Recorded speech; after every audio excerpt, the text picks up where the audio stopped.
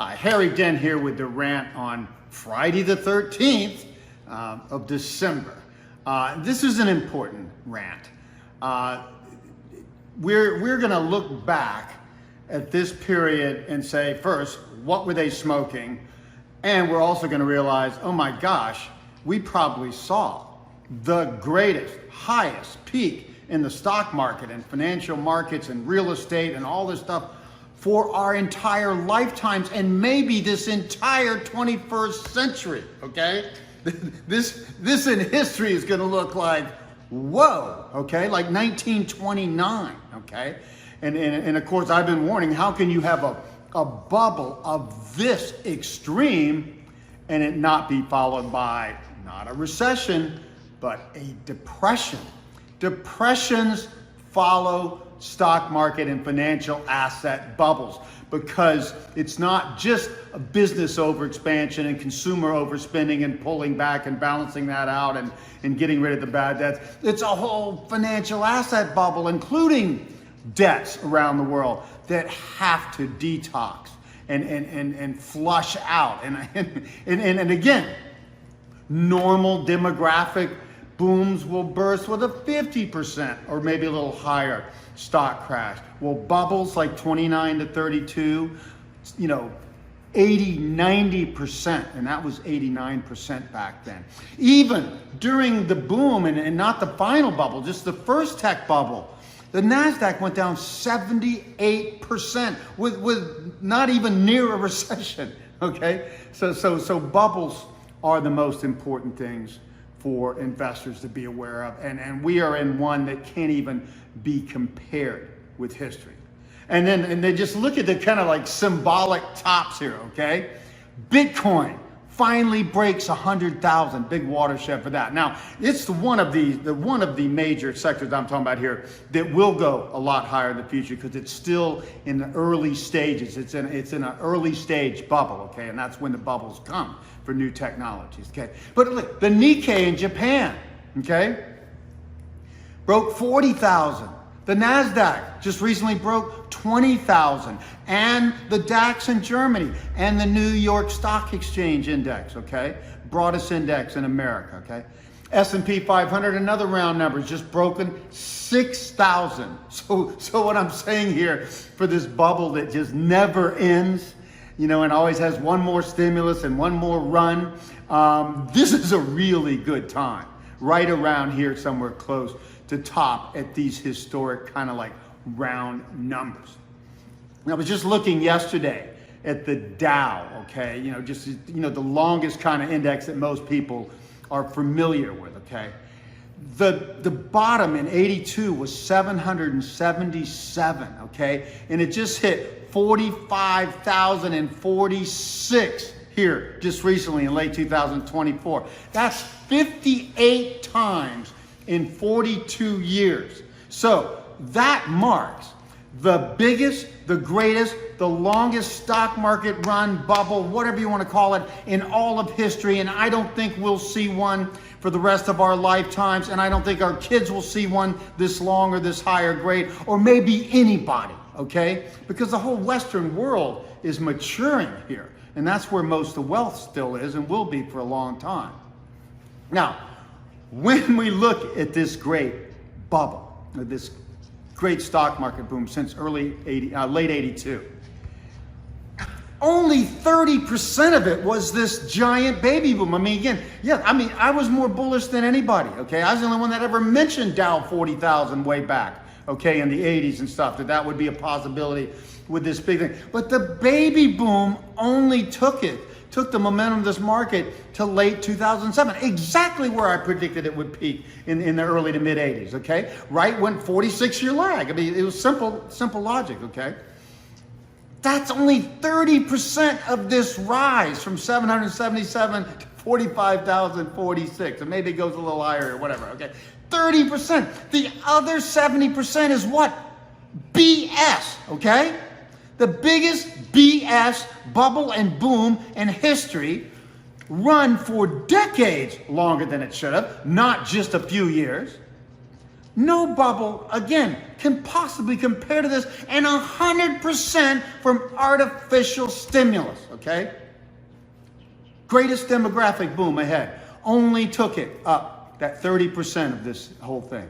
So that's how overvalued we are, folks. And my point just to anybody, and this is so supported by governments around the world, and they're gonna fight this crash when it starts to settle in, and likely very, very soon. But you can't fight something this big, which you created yourself, and have a lack of credibility for a bubble this big bursting in the first place, okay? And let's just look at this whole boom. Series of major tops. The early March 2000 top, that was the first tech bubble in my 45-year cycle. So you'd expect two bubbles in that. That was the first one, okay? And again, 78% crash, even in good times, okay? That's how much of a bubble that was. And then the next big top was in late 2007. Again, something I'd predicted from the beginning. Baby boom, generation cycle, demographic peak, crystal clear, deep downturn 2008, so deep it ignited this 27 trillion stimulus bonanza for 16 years to follow, okay? That's how deep that was.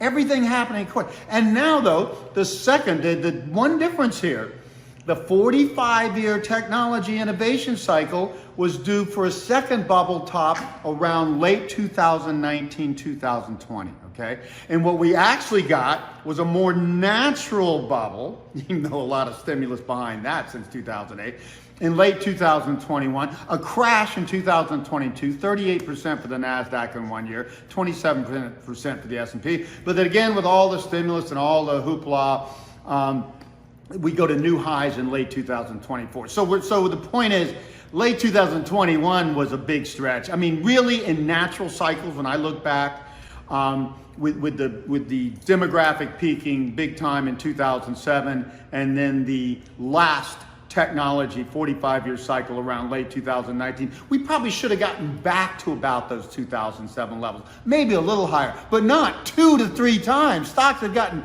2 to 3 times higher in different indices since that 2007 top. So again, nobody's going to get this until we get on the other side of this and find out how this crashes, how fast it crashes, or how much they can fight it or not. And that is speculation. I think when this thing goes finally, it's going to blow, and it's going to blow big, and they're not going to be able to stop it, okay? So that says what we should be expecting here.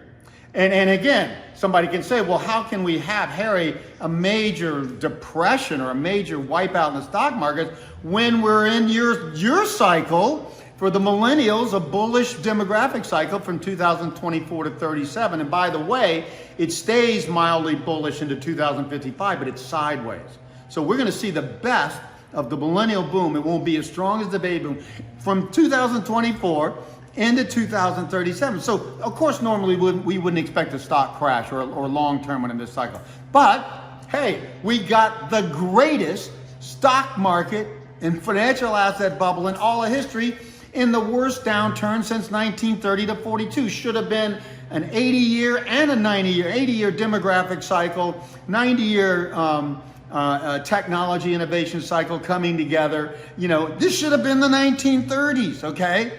So, and we had the greatest bubble in history. So that's how far out of whack we are. So all you have to know is this is not a time to be sitting in stocks and saying, well, maybe it'll work out okay. Just better to be safe as we've been, okay?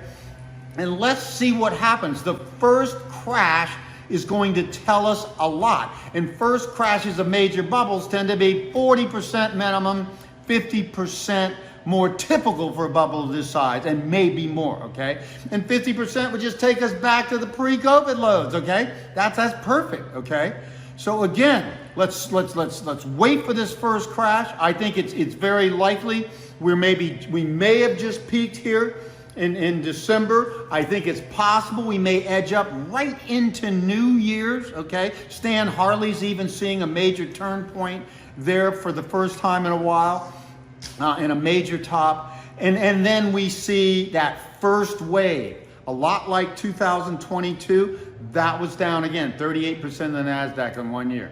This should be bigger than that. That's what we should expect. Let's see if that happens, and then we know how to play this. But while we're doing this, we're sitting in these wonderful 30, 10-year treasury bonds, especially the 30-year, and in TLT, and we will be rewarded. And it'll take a while. It won't happen quickly at first, but when people see we're in a deep downturn and we're going to see deflation instead of inflation, those treasury bonds, safe haven, and ultimate deflation play are going to sing, and we'll be making money when everybody else is losing. Now, other thing here, again, just already proof of the pudding. Money velocity has already been crashing since late 97, okay? Money velocity crashed from 1918 into 1932 during the whole Roaring '20s bubble and the burst. So bubbles have always shown that they're not productive investment, because money velocity being positive says we're investing money productively and reinvesting it, okay? When you're in a boom and money velocity is crashing, like it's been doing since 97, 98, you're in a speculative era that is going to end badly, and you will show not to have made that much progress during it and all that sort of stuff, okay? So again, we've got this. If we had the greatest bubble in history in the demographic literal black hole from 2008 to 23, yes, folks, we could have a Great Depression. And I'd even say this is likely to extend off and on. We're going to see the worst in this crash for the next maybe 2025 to 27 if this follows through soon. But the winter cycle, the 45-year cycle, technically bottoms in 2032. So I think 2025 through 32 is going to be a deflationary, difficult, slow era with a huge crash to start it off, and most of the almost all or most of the decline will be there. But what we've done here, folks, and I've been warning about this for years, we, aging baby boomers and our governments, have basically erased the millennials' boom. Their boom is 2023 or 24, peak momentum 2037 and long plateau into 2054. That's their 47-year lag, okay, which is proven more now to be it now. We're basically knocked out their entire boom because we didn't have the guts and we didn't have the intelligence to allow the detox of the financial asset bubble and greatest debt bubble in history that occurred in this baby boom boom. I mean, this is going to go down as the financial crime in history. And all we can do is be out of the way and do the best we can do for our families, our friends and relatives, our companies, whatever, because most people are not going to get this. And by the way, how many people on Wall Street are bearish right now? 2 people. 2 unknown small firms, okay, are bearish right now. Nobody major on Wall Street. And even these bearish 2 firms, BCA and Stifel, I think it is, basically are calling like 15 to 25% correction in the stock market. That's how big a downturn they're talking about.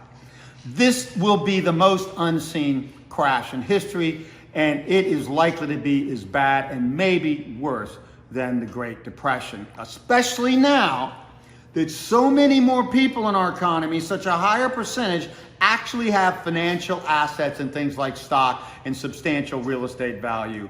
And again, the Great Depression was a stock crash, much less real estate, didn't bubble like it did here.